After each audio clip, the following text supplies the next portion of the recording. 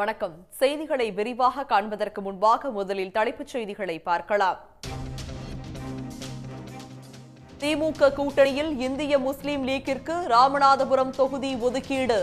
நாமக்கலில் உதயசூரியன் சின்னத்தில் போட்டியிடுகிறது கொங்குநாடு மக்கள் தேசிய கட்சி.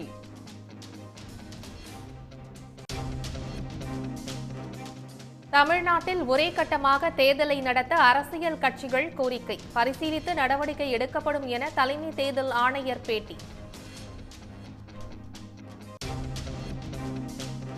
தேர்தல் நடத்தை விதிகள் அமலானதும் ஆன்லைன் பண பரிவர்த்தனைகள் கண்காணிக்கப்படும். பணப்பட்டுவாடாவை தடுப்பது அனைவரின் கடமை என தேர்தல் ஆணையர் வேண்டுகோள்.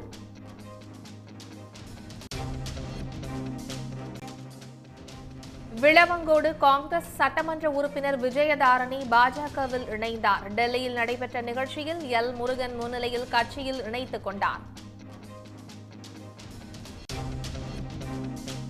கட்சி தாவிய விஜயதரணி காங்கிரசிலிருந்து உடனடியாக நீக்கம். எம்எல்ஏ பதவியும் பறிபோனதாக தமிழ்நாடு காங்கிரஸ் தலைவர் செல்வ பெருந்தகை தகவல்.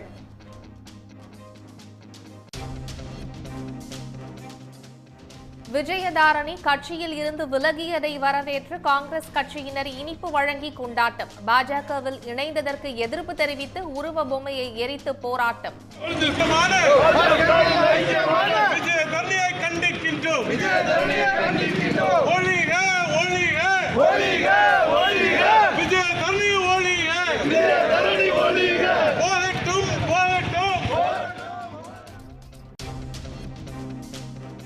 தமிழர் உரிமை மீட்போம், தமிழ்நாடு காப்போம் என்ற தலைப்பில் மக்களவை தேர்தல் பிரச்சாரத்தை தொடங்கியது அதிமுக. தேர்தல் தேதி வெளியானதும் கூட்டணி குறித்து அறிவிக்கப்படும் என்று எடப்பாடி பழனிசாமி பேட்டி.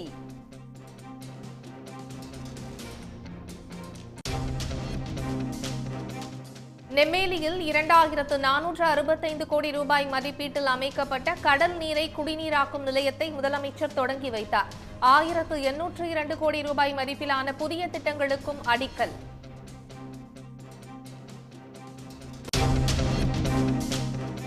இலங்கையில் சிறை தண்டனை விதிக்கப்பட்ட மீனவர்களை விடுவிக்க கோரி ராமேஸ்வரம் மீனவர்கள் உண்ணாவிரத போராட்டம். இலங்கை மற்றும் ஒன்றிய அரசுக்கு எதிரான போராட்டத்தில் ஏராளமான மீனவர்கள் பங்கேற்பு.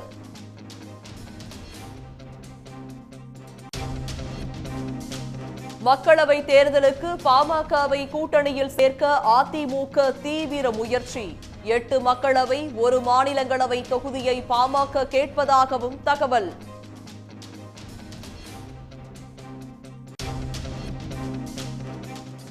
மதுரையில் சாக்கடைக்கு வழங்கப்பட்ட ISO தரச்சான்று. பாஜக எம்எல்ஏ வானதி சீனிவாசன் அலுவலகத்திற்கு தரச்சான்று வழங்கிய நிறுவனத்தின் செயல்பாட்டால் சர்ச்சை.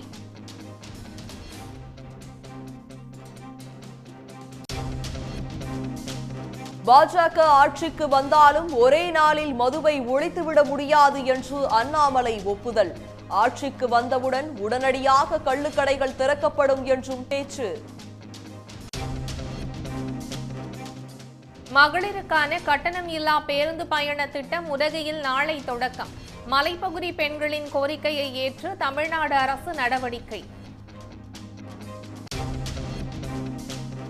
இந்திய IT நிறுவனங்களில் ஒரே ஆண்டில் 65,000 பணியாளர்கள் வேலை இழப்பு. மோடி ஆட்சியின் வேலையில்லா திண்டாட்டத்தை அம்பலப்படுத்தி இருப்பதாக எதிர்க்கட்சிகள் விமர்சனம்.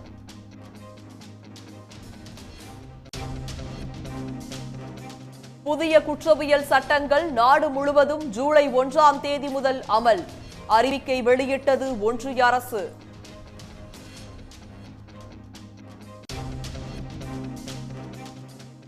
மக்களவை தேர்தலில் காங்கிரஸ் ஆம் ஆத்மி இடையே தொகுதி உடன்பாடு. டெல்லியில் 4 இடங்களில் ஆம் ஆத்மியும் 3 தொகுதிகளில் காங்கிரஸ் கட்சியும் போட்டியிடுவதாக அறிவிப்பு.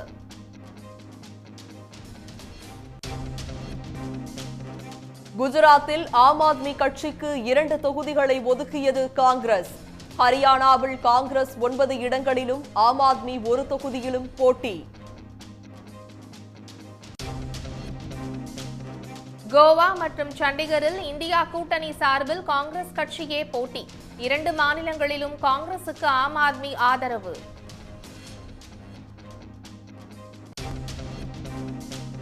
மக்களவை தேர்தலுடன் சட்டமன்ற தேர்தலை சந்திக்கும் ஆந்திராவில் தெலுங்கு தேசம் ஜனசேனா கூட்டணி உறுதியானது. 118 தொகுதிகளுக்கான வேட்பாளர் பட்டியலை சந்திரபாபு நாயுடு, பவன் கல்யாண் இணைந்து வெளியிட்டனர்.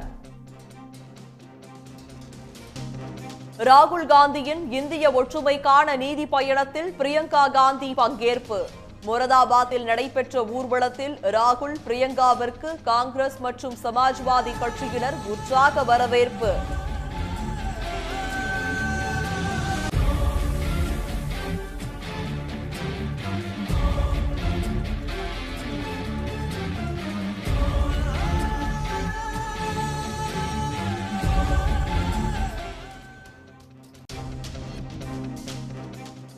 இங்கிலாந்துக்கு எதிரான 4வது டெஸ்ட் போட்டியில் இந்தியா தடுமாற்றம். 2ஆம் நாள் ஆட்ட முடிவில் 7 விக்கெட் இழப்பிற்கு 219 ரன்கள் சேர்ப்பு. மக்களவை தேர்தலுக்கான பிரச்சாரத்தை அதிமுக தொடங்கிவிட்டதாக அக்கட்சியின் பொதுச் செயலாளர் எடப்பாடி பழனிசாமி தெரிவித்துள்ளார். இந்த முன்னாள் முதலமைச்சர் ஜெயலலிதாவின் பிறந்த நாளையொட்டி சென்னை ராயப்பேட்டையில் உள்ள அதிமுக தலைமை அலுவலகத்தில் உள்ள அவரது உருவச் சிலைக்கு கட்சியின் பொதுச் செயலாளர் எடப்பாடி பழனிசாமி மாலை அணிவித்து மரியாதை செலுத்தினார். பின்னர் செய்தியாளர்களிடம் பேசிய அவர், அதிமுக கூட்டணி குறித்து விஷமத்தனமான பிரச்சாரத்தை சிலர் பரப்புவதாக குற்றம் சாட்டினார். தமிழர் உரிமையை மீட்போம், தமிழ்நாட்டை காப்போம் என்ற முழக்கத்தை முன்னிறுத்தி தேர்தல் பிரச்சாரத்தை அதிமுக தொடங்கியதாகவும் அவர் தெரிவித்தார். வருகின்ற நாடாளுமன்ற தேர்தலை பொறுத்தவரைக்கும் அனைத்து இந்திய அண்ணா திராவிட முன்னேற்ற கழக தலைமையில் நல்ல கூட்டணி அமையும். வேண்டுமென்றே திட்டமிட்டு சில விஷமைத்தனமான பிரச்சாரத்தை பரப்பிக் கொண்டிருக்கின்றார்கள். அதற்கெல்லாம் முற்றுப்புள்ளி வைக்கின்ற காலம் விரைவில் வரும். தேர்தல் அறிவிக்கின்ற காலகட்டத்தில் எங்களுடைய கூட்டணி சிறப்பாக அமையும். பாஜகவுடன் அதிமுகவுக்கு ரகசிய உடன்பாடு ஏதும் இல்லை என்று மீண்டும் உறுதிபட தெரிவித்த எடப்பாடி பழனிசாமி, தேர்தல் களத்தில் அதிமுகவுக்கு எதிரி யாரும் இல்லை என்றும் கூறினார். வடநெம்மேலியில் 2465 கோடி ரூபாய் மதிப்பில் கடல் நீரை குடிநீராக்கும் நிலையத்தை முதலமைச்சர் மு.க. ஸ்டாலின் திறந்து வைத்தார்.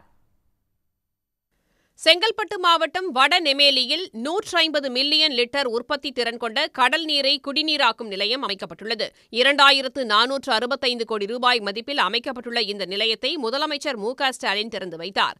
மேலும் 2058 கோடி ரூபாய் மதிப்பிலான புதிய திட்டப் பணிகளுக்கும் அவர் அடிக்கல் நாட்டினார். வடநெமேலியில் அமைக்கப்பட்டுள்ள நிலையத்தின் மூலம் தாம்பரம், புழுதிவாக்கம், வேளச்சேரி, பல்லாவரம் ஆகிய பகுதிகளில் உள்ள சுமார் 9 லட்சம் மக்கள் பயன்பெறுவார்கள் என தெரிவிக்கப்பட்டுள்ளது. விழாவில் உரையாற்றிய முதலமைச்சர், மீஞ்சூரில் உள்ள கடல் நீரை குடிநீராக்கும் மையத்தின் மூலம் வடசென்னையில் சுமார் 10 லட்சம் மக்கள் பயன்பெற்று வருகிறார்கள் என்றார். இன்னைக்கு சென்னையை நீங்க சுத்தி வரும்போது பார்க்கிற மேம்பாலங்கள் உள்ளிட்ட பல கட்டமைப்புகள் கழக ஆட்சி காலத்தில் தான் உருவாக்கப்பட்டுச்சு. பெருகி வர மக்கள் தொகையை கணக்கில் கொண்டு நெம்மேலியில் இந்த நிலையம் அமைக்கப்பட்டிருக்கு. நாம திட்டமிடுகிற கடல் நீரை குடிநீராக்கு நிலையங்கள் அமைக்கப்படுறது மூலமா நாளொன்றுக்கு 750 மில்லியன் லிட்டர் உற்பத்தி திறன் கொண்ட இந்தியாவிலேயே மிகப்பெரிய கடல் நீரை குடிநீராக்கக்கூடிய நிலையம் நிறுவப்பட்ட மாநகரம் என்ற பெருமையை சென்னை மாநகரம் அடையும். சென்னை மாநகராட்சி மக்களின் குடிநீர் தேவையை பூர்த்தி செய்ய அனைத்து நடவடிக்கைகளும் மேற்கொள்ளப்பட்டுள்ளதாக முதலமைச்சர் மு.க. ஸ்டாலின் தெரிவித்துள்ளார். மேலும் சிங்கார சென்னையை உருவாக்குவதில் திமுகவுக்கு தான் பெரும் பங்கு இருப்பதாகவும் அவர் கூறினார்.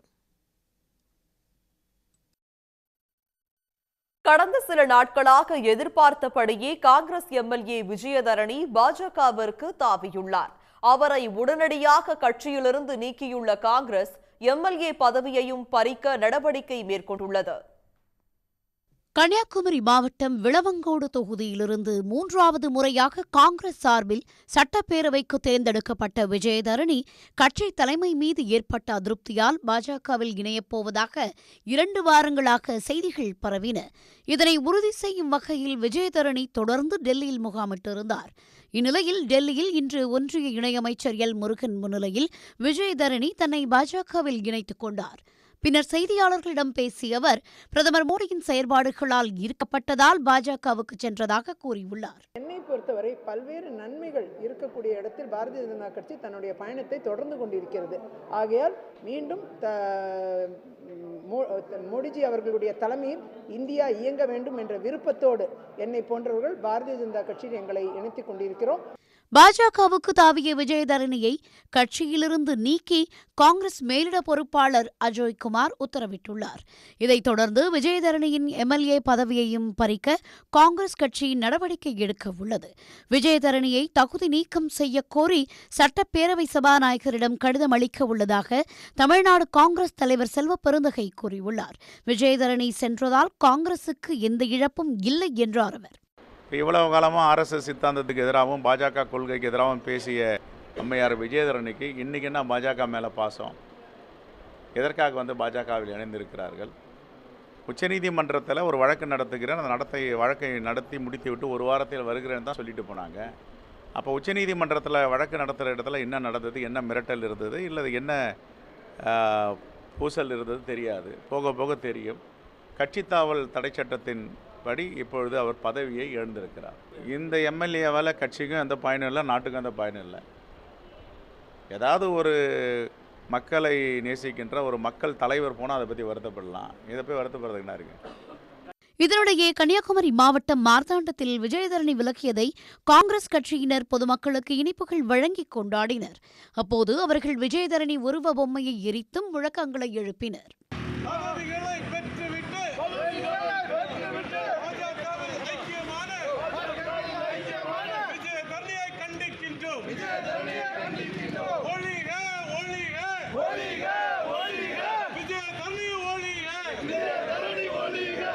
மூன்றாவது முறையாக எம்எல்ஏவான விஜயதரணி சட்டப்பேரவை காங்கிரஸ் கட்சி கொறடாவாகவும் உள்ளார்.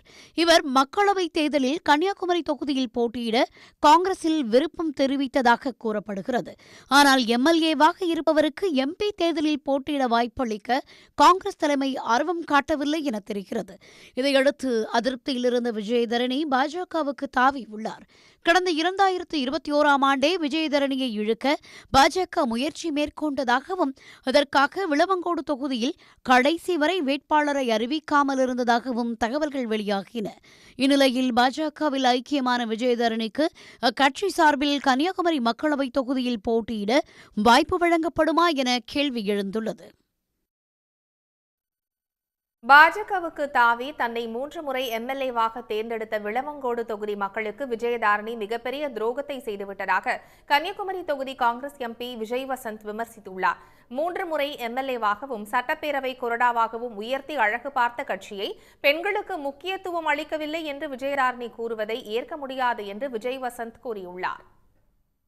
கடந்த 2 வாரங்களாகவே விஜயதரணி அவர்கள் பாஜகவில் இணைப்புகிறார் என்ற பேச்சுகள் அடிபட்டு விட்டது. இன்று அவர்கள் பாஜகவில் இணைந்திருக்கிறார்.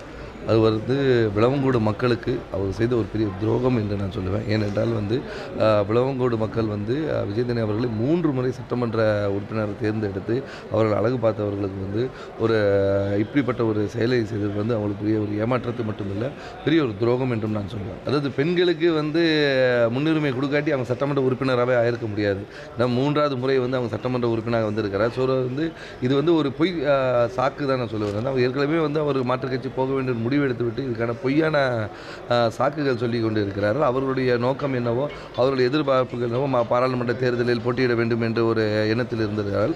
அதுக்கு கட்சி தான் மேலிடம் தான் நல்ல முடிவு எடுக்க வேண்டும்.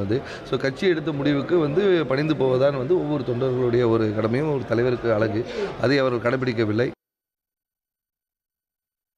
முகவரி கொடுத்த காங்கிரஸ் கட்சிக்கு துரோகம் செய்துவிட்டு விஜயதரணி பாஜகவில் இணைந்துள்ளதாக அக்கட்சியின் சட்டமன்ற குழு தலைவர் ராஜேஷ்குமார் கடுமையாக சாடியுள்ளார். நெல்லையில் செய்தியாளர்களிடம் பேசிய அவர் விஜயதரணிக்கு கன்னியாகுமரி மக்கள் சரியான பாடத்தை புகட்டுவார்கள் என்றார். கன்னியாகுமரியில் பாரதிய ஜனதா கட்சி டெபாசிட் இழக்கும் என்றும் அவர் தெரிவித்துள்ளார். உண்மையாக சொல்ல போனால் விஜயதரணிக்கு முகவரி கொடுத்ததே காங்கிரஸ். ஏனென்றால் விஜயதரணிக்கென்று அங்கே கன்னியாகுமரி மாவட்டத்தில் அவருடைய சொந்த இடம் கன்னியாகுமரி மாவட்டமாக இருந்தாலும் கூட அவர்கள் முழுவதுமாக சென்னையில் தான் அவர்கள் வசித்து வந்தவர். அப்படிப்பட்ட நிலையில் அவர்களுக்கு தேர்தலில் டிக்கெட் வழங்குவதற்கு வாய்ப்பு கொடுக்கப்பட்டு அவர்கள் கை சின்னத்தில் போட்டியிட்டார்கள். 2011ஆம் ஆண்டு முதல் தேர்தல், 2016ஆம் ஆண்டு இரண்டாவது தேர்தல், அதற்கு பிறகு மூன்றாவது முறையாக 2021ஆம் ஆண்டு மூன்றாவது தேர்தலில் போட்டியிட்டார்கள். 3 தேர்தலிலும் முழுமையாக அவர்களுக்கு அங்கீகாரம் கொடுத்தது காங்கிரஸ் கட்சி. ஆனால் இன்றைக்கு காங்கிரஸ் கட்சிக்கு பச்சை துரோகம் செய்துவிட்டு முழுக்க முழுக்க ஒரு சுயநலமாக இன்றைக்கு பாரதிய ஜனதா கட்சியில் தன்னை இணைத்திருக்கிறார்கள். சட்டமன்ற உறுப்பினர் என்ற முறையில் நான் ஒன்றை சொல்லிக்கொள்வது, இன்றைக்கு அகில இந்திய அளவில் இருக்கின்ற பாரதிய ஜனதா கட்சிக்கும் அகில இந்திய அளவில் இருக்கின்ற காங்கிரஸ் கட்சிக்கும் ஒரு எங்களுடைய காங்கிரஸ் கட்சியினுடைய கொள்கை வேறு, பாரதிய ஜனதா கட்சியினுடைய கொள்கை வேறு. இந்த 2 கொள்கைக்கும் எந்த விதத்திலும் ஒத்துப்போகாது. அப்படி இருக்கின்ற சூழ்நிலையில் காங்கிரஸ் கட்சியின் கொள்கையை பின்பற்றி வந்த ஒரு விஜயதரணி இன்றைக்கு பாரதிய ஜனதா கட்சியில் ஐக்கியமாக இருக்கிறார் என்று சொன்னால், நிச்சயமாக எங்களுடைய கொள்கையில் இருந்து அவர்கள் இன்றைக்கு அந்த கொள்கையை பின்பற்றலாம் என்று சொன்னால் அது இதை விட ஒரு மோசமான விஷயம் ஒன்றும் கிடையாது. ஆனால் இன்றைக்கு காங்கிரஸ் கட்சியை விட்டு போயிருக்கின்றார்கள். இதுக்கு மக்கள் தான் தக்க பாடத்தை புகட்டுவார்கள். அவர்கள் பாரதிய ஜனதா கட்சியை பொறுத்தவரையில் உங்களுக்கு நல்லா தெரியும், அவங்க ராஜஸ்தான், மத்திய பிரதேசத்தில் இது மாதிரி குதிரை பேரம், இவர்களுடைய மற்ற மாநிலங்களில் அரங்கேற்ற எதிர்கட்சி எங்கெல்லாம் இருக்கிறதோ அந்த இடங்கள்லாம் இது மாதிரி குதிரை பேரம் செய்து ஒரு எம்எல்ஏ தன்னுடைய இயக்கத்திற்கு கொண்டு இந்த எம்எல்ஏ மூலமாக மற்றவர்களை பிடிப்பதுதான் அவருடைய அந்த ஒரு கொல்லைப்புறம் வழியாக அரசியல் செய்யக்கூடியதான் பாரதிய ஜனதா கட்சி. இது நிச்சயமாக தமிழகத்தில் இது எடுபடாது. அதுவும் கன்னியாகுமரி மாவட்டத்தை பொறுத்தவரை இன்னும் காங்கிரஸ் கட்சியினுடைய வேட்பாளர் யாரை அறிவித்தாலும் அகில இந்திய காங்கிரஸ் கமிட்டி கன்னியாகுமரி மாவட்டத்தில் உள்ள ஒருவரை அறிவித்து நிச்சயமாக அவர்கள் முடிந்தால் எதிர்த்து போட்டியிடட்டும். பாரதிய ஜனதா கட்சி டெபாசிட் இல்லாத அளவில் தேர்தல் பணியாற்றி எங்களுடைய கட்சியினுடைய வேட்பாளரை நாங்கள் வெற்றி பெறச்சுவோம். இதனால் எங்களுக்கு ஒரு எந்த விதமான பாதிப்பு கிடையாது. திமுக கூட்டணியில் இந்திய யூனியன் முஸ்லிம் லீக் மற்றும் கொங்குநாடு மக்கள் தேசிய கட்சிக்கு அவர்கள் கடந்த முறை போட்டியிட்டு வெற்றி பெற்ற தொகுதிகள் மீண்டும் ஒதுக்கப்பட்டுள்ளன. மக்களவைத் தேர்தலுக்கான திமுக கூட்டணி தொகுதி பங்கீடு பேச்சுவார்த்தை சென்னை அண்ணா அறிவாலயத்தில் நடைபெற்றது. இதில் ராமநாதபுரம் மக்களவை தொகுதியை மீண்டும் இந்திய யூனியன் முஸ்லிம் லீகிற்கு ஒதுக்குவது என முடிவு செய்யப்பட்டது. இதற்கான ஒப்பந்தத்தில் முதலமைச்சர் மு.க.ஸ்டாலின், முஸ்லிம் லீக் தலைவர் காதர் மொய்தீன் ஆகியோர் கையெழுத்திட்டனர்.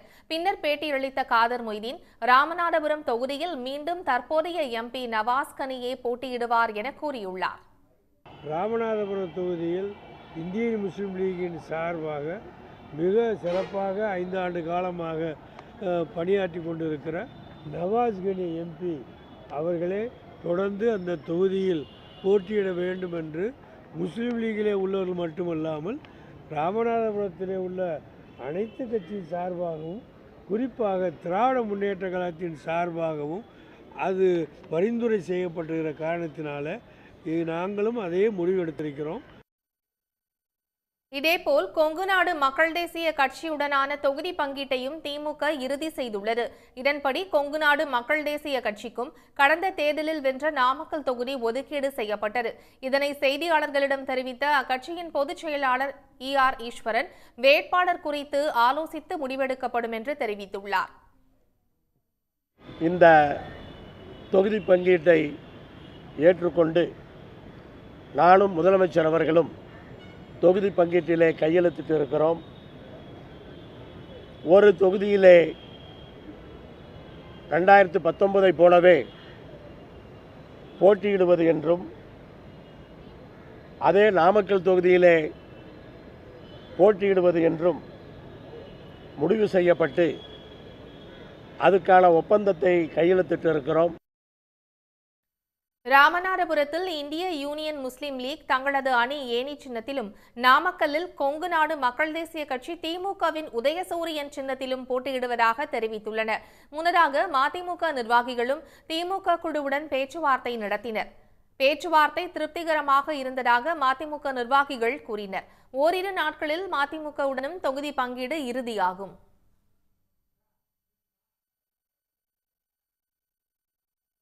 இலங்கையில் சிறையில் உள்ள மீனவர்களை விடுவிக்க கோரி ராமேஸ்வரம் மீனவர்கள் காலவரையற்ற உண்ணாவிரத போராட்டத்தில் ஈடுபட்டுள்ளனர். தமிழ்நாடு மீனவர்களை இலங்கை கடற்படையினர் கைது செய்வது தொடர்கதையாகி வருகிறது. இதற்கு தீர்வு காண ஒன்றிய அரசு உரிய நடவடிக்கை எடுக்க கோரிக்கை விடுத்து வருகின்றனர். இலங்கை சிறையில் உள்ள தமிழ்நாடு மீனவர்களை விடுதலை செய்ய வேண்டும், படகுகளை விடுவிக்க வேண்டும், சேதமான படகுகளுக்கு உரிய இழப்பீடு வழங்க வேண்டும் எனவும் வலியுறுத்தி ராமேஸ்வரம் மீனவர்கள் உண்ணாவிரத போராட்டத்தில் ஈடுபட்டுள்ளனர். அதே மாதிரி 10 படகுகள் இலங்கை நீதிமன்றத்தால் விடுதலை செஞ்ச படகு 10 படகு இருக்கு. அந்த படகு கூட இந்த மத்திய அரசாங்கம் எடுத்து வரக்குண்டான அனுமதியை ஓராண்டு காலமாக கொடுக்க மறுக்கிறாங்க. அந்த படகுகளையும் விடுதலை செய்யணும், எடுத்து வர்றதுக்கு அனுமதி கொடுக்கணும். இந்த மீன்பிடி தொழிலுக்கு ஒரு நிரந்தர பாதுகாப்பு வழங்கணும். ஏன்னா இன்னைக்கு போகிற மீனவன் திரும்பி வருவானா அப்படின்னு சொல்கிற சந்தேகத்தில் தான் ஒவ்வொரு நாளும் நாங்கள் மீன் பிடிக்க போகிறோம். இந்திய அரசும் இலங்கை அரசும் பேசி நிரந்தர ஒரு தீர்வு காணும்னு சொல்கிற கோரிக்கைகளை நாங்கள் வலியுறுத்தி இன்றைக்கு தொடர் உண்ணாவிரத போராட்டம் நடத்திருக்கோம். நாங்கள் இந்த பந்தலில் இரவு முழுவதும் எங்கள் உயிரை இழந்தாலும் இழப்பமே தவிர, ஆனால் எங்கள் மீனவர் மீட்க வர இந்த பந்தலை விட்டு நாங்கள் அகலமாட்டோங்கிறத இதன் மூலம் நாங்கள் தெரிவிச்சுக்கிறோம். பல்வேறு போராட்டங்களை நடத்தியும் மீனவர்களை மீட்பதில் ஒன்றிய அரசு அலட்சியம் காட்டுவதாக அவர்கள் வேதனை தெரிவித்தனர். விசைப்படகு, நாட்டுப்படகு மீனவர்கள் ஏராளமானோர் கடலுக்கு செல்லாமல் உண்ணாவிரதத்தில் பங்கேற்றுள்ளனர். நாம் தமிழர் கட்சியில் சீமான் மனைவியின் தலையீடு அதிகம் இருப்பதாக கட்சியில் இருந்து விலகியுள்ள முக்கிய நிர்வாகி அம்மையப்பன் குற்றம் சாட்டியுள்ளார். நாம் தமிழர் நிர்வாகிகள் அனைவரும் தற்போது மனக்குமுறலுடன் இருப்பதாகவும் கண்ணீருடன் அவர் கூறியுள்ளார். தேசிய தலைவர் பிரபாகரனுடைய வெளிவந்த பிள்ளைன்னா அதனால் அந்த சுயமரியாதை என்னால் விட்டு கொடுக்க முடியல. சாதி படுகொலை, சமூக படுகொலை இந்த கட்சியில் ஜாதி பார்த்து தான் ஒரு விஷயம் நடத்தணும்னு இந்த கட்சியில் இருக்கிறப்போ, நம்ம ஜாதி கட்சி விட்டு நம்ம வெளியே வந்தவங்க மறுபடியும் இந்த ஜாதி பற்றியே இருக்கும்போது எனக்கு மிகுந்த வேதனை அளித்தது. ரொம்ப அன்பாக பயணித்த என் தம்பி தங்கைகள் என் கூட ரொம்ப பாசமாக எல்லாம் இருந்தாங்க.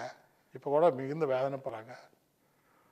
அவங்களாம் பிரிஞ்சு வர்றது ரொம்ப எனக்கு ஒரு வருத்தத்தை தான் உண்டாக்குது.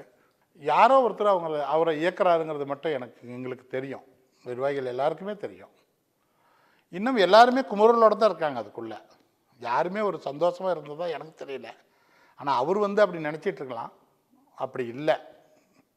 அவர் தெரிஞ்சுக்கணும். இதை முக்கியமாக தேர்தல் ஆணையத்துக்கு கொடுக்கறதுக்காக பொதுக்குழுன்னு ஒன்று கூட்டினாங்க. அதில் எந்த ஒரு பொதுச் செயலாளர் இதெல்லாம் எதுவுமே அறிவிக்கலை. ஆனால் அதில் எங்கள் அண்ணியார் முதல் வரிசையில் உட்காந்துருந்தாங்க. சம்மந்தம் இல்லாத ஒரு 5-6 பேர் அதில் முதல் வரிசையில் உட்காந்துருந்தாங்க. அவங்களாம் நான் கட்சிக்குள்ளேயே பார்த்ததில்லை, உட்காந்துருந்தாங்க. அது ஏதோ ஒரு எதேச்சியாக நிகழ்ந்து தான் நாங்கள் நினைத்தாலும் கூட எல்லோரும் சொன்னாங்க, இது மாதிரி அண்ணி பொதுச்செயலராக வர்றதுக்கு அதிகமாக விரும்புகிறதா அவர் கூட இருக்கிற நிர்வாகிகளே என்கிட்ட சொல்லியிருக்காங்க பலமுறை. அது நான் அதை பெருசாக நான் எடுத்துக்கலைன்னா அப்படி அண்ணி விரும்ப மாட்டாங்கிறது என் மனசுக்குள்ளே. ஆனால் சில நிகழ்வுகளை பார்க்கும்போது நான் ஊர்ஜிதப்படுத்திக்கிட்டேன், அவங்க தலையீடு அதிகம் அப்படிங்கிறத. உடனுக்குடன் செய்திகளை தெரிந்து கொள்ள சன் நியூஸ் பெல் ஐகானை கிளிக் பண்ணுங்கள்.